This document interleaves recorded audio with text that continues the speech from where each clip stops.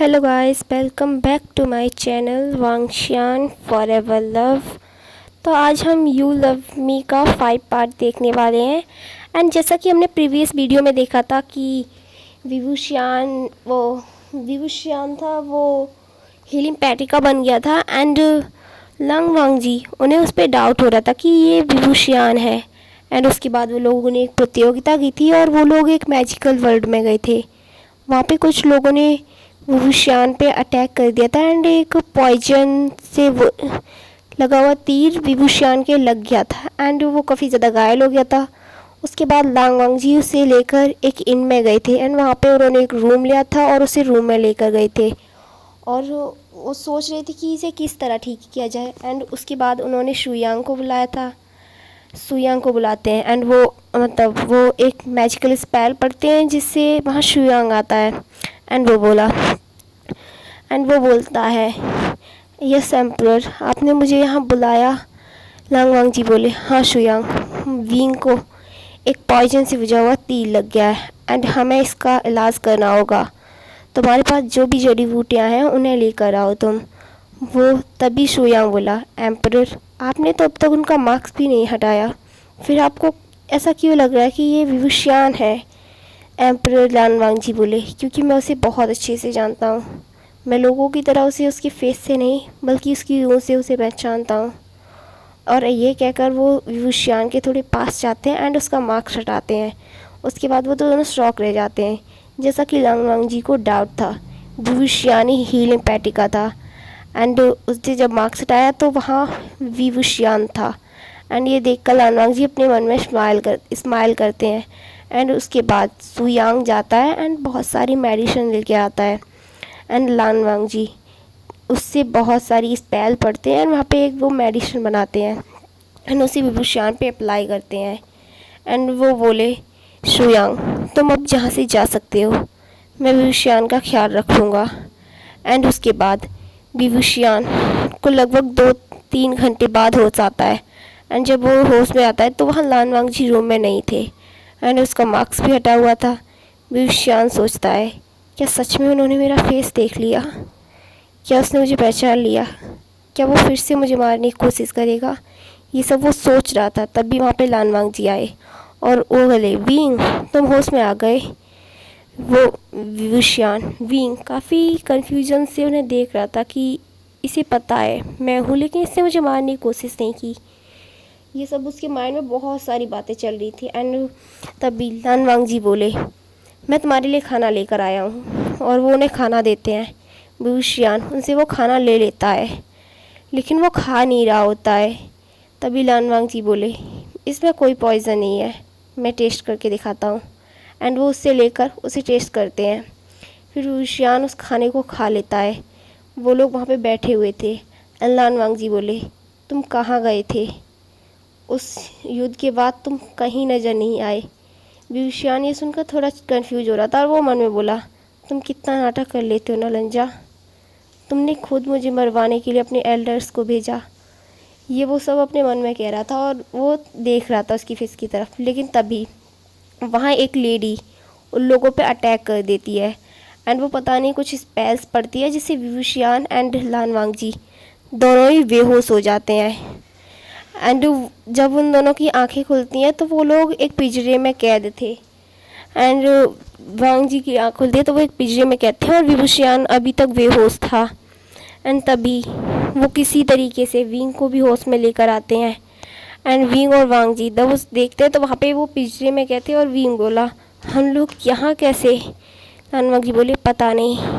तभी वहाँ एक लेडी आती है जिसने उन्हें कैद कर रखा था। वो बोली, ओह, तो तुम दोनों आ गई हो उसमें, तुम में से एक को किसी को भी मुझसे मैरिज करनी होगी। ये सुनकर विवुशियान एंड लांग वांगजी दोनों शॉक थे। क्या मैरिज करनी होगी? भला कोई इस तरह मैरिज से पूछता है क्या?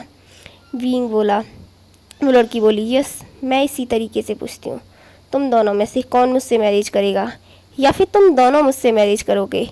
ये सुनकर वो धीरे से विंग के पास जाती है एंड उसके फेस पे अपनी फिंगर्स को फिराते हुए बोली, ये हैंडसम है, मैं इससे मैरिज करूँगी। एंड ये ओल्ड है, कोई ना, हम इससे काम चला सकते हैं। ये सुनने के बाद लान वांगजी विभूषियान को अपने पीछे पकड़ के खींच लेते हैं विंग को, और वो कहते हैं नहीं नहीं नहीं नहीं, ये नहीं, मैं तुमसे मैरिज करने को तैयार हूँ ना, तुम इसे जाने दो, ये तो बच्चा है ना। ये सुनकर विंग गुस्से में उसकी तरफ घूर के देखता, क्या मैं तुम्हें बच्चा नजर आ रहा हूँ? तुम्हारा दिमाग खराब हो गया है क्या? हाँ तुम मानो मुझे, पहले तो मुझे फाइट सिखाते थे, लेकिन इसका मतलब ये नहीं है कि मैं बच्चा हूँ, मैं बच्चा नहीं हूँ। वो एक बच्चे की तरह कर रहा था कि मैं बच्चा नहीं हूँ। और ये देखकर वो लान वांगजी स्माइल करने लगते, और उन दोनों की ये फाइट देखकर वो लेडी सामने खड़ी हुई थी, वो बोली, हे तुम बताओ कौन मुझसे मैरिज कर रहा है? लान वांगजी बोले, मैं तुमसे मैरिज कर रहा हूँ। एंड तभी वहाँ पे उस लेडी की एक सर्वेंट आती है, एंड वो उसके कान में कुछ बोलती है, एंड वो दोनों वहाँ से चले जाते हैं। उसके बाद वहाँ पे एक लेडी को वो छोड़ के जाती है उन लोगों पे नज़र रखने के लिए। एंड विंग बोला, लान वांगजी हमें कुछ करना होगा यहाँ से निकलने के लिए। तभी लान वांगजी बोले, विंग तुम मुझे लंचा बुला सकते हो? तभी विंग बोला, एम्परर लान वांगजी, सब आपको एम्परर बुलाते हैं, मैं आपको लान वांगजी बुला रहा हूँ, यही बहुत है। अभी हमें यहाँ से निकलना होगा, इससे पहले कि वो यहाँ से आए।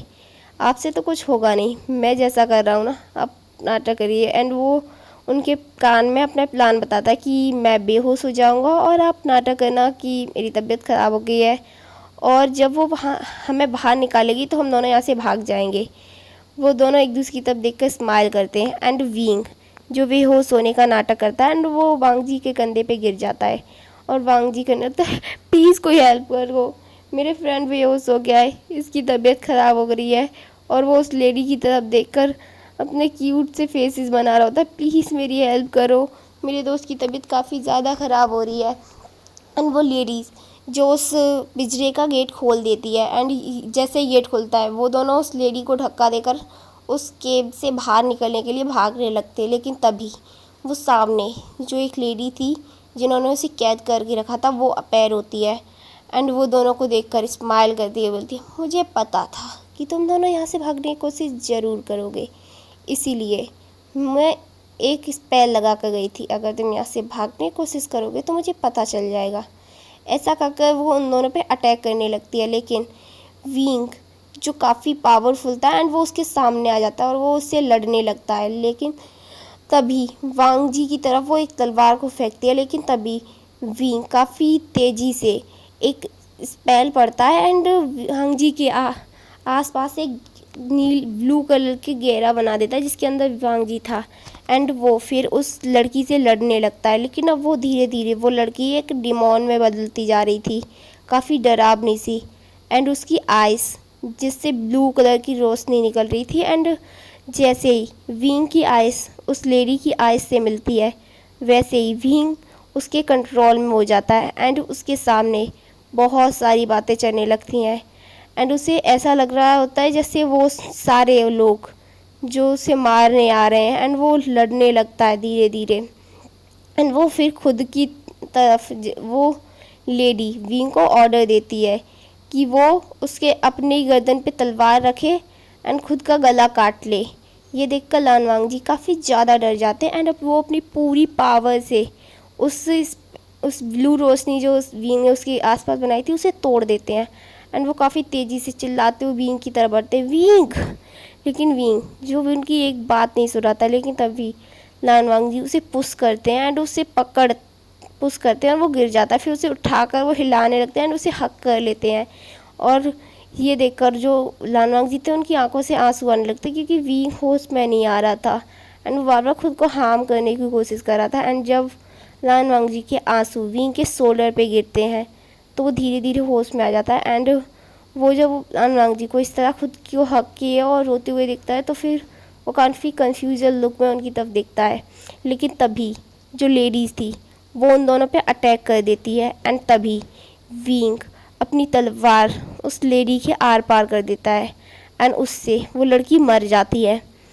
एंड वहाँ पे उन लोगों को एक की मिलती है। वो लोग कहते हैं, क्या ये पहला पड़ाव था उस तलवार तक पहुँचने का? लान वांगजी बोले, हाँ शायद इसीलिए ये इतनी पावरफुल थी, एंड हमें इसकी पावर भी यहाँ काम कर रही थी। वो विंग बोला हाँ, और ये दोनों ऐसे ही बातें करते हुए उस केव से बाहर आ जाते हैं। एंड अब नाइट का समय था। विंग एंड वांग जी एक माउंटेन के ऊपर लेटे हुए थे और वो लोग आसमान में तारों को देख रहे थे। एंड वांग जी बोले, विंग तो बताए, मैं तुम्हारे साथ एक बार स्नो देखना चाहता था, बस सब बेकार हो गया। जब भी मैं तुम्हारे साथ स्नो देखने की सोचता था, तुम या तो हमारे पास नहीं होते थे, और जब पिछली बार स्नो हुई थी मैंने तुम्हें बहुत खोजा लेकिन तुम कहीं नहीं मिले। लेकिन अब मैं तुम्हें कहीं नहीं जाने दूंगा, हम दोनों साथ में मिलकर स्नो देखेंगे।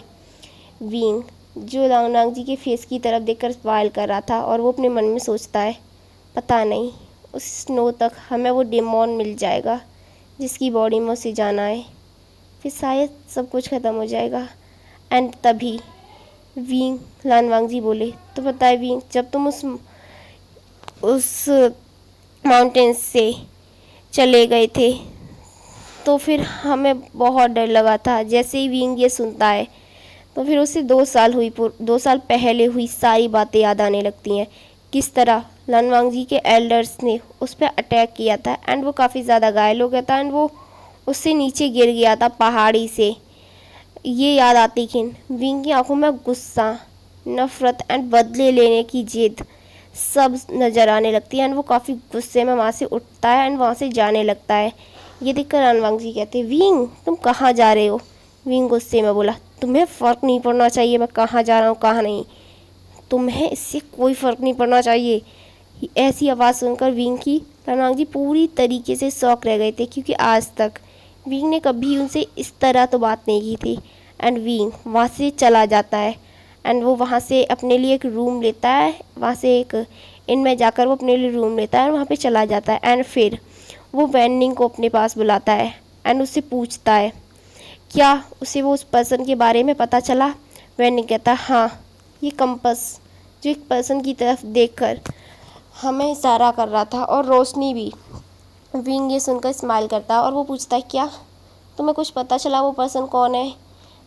वहाँ पे तभी लानवांग जी डोर पे नॉक करते हैं एंड काफ़ी ज़ोर से वो आवाज़ देते हैं, wing wing please door open करो, विंग डोर ओपन करो।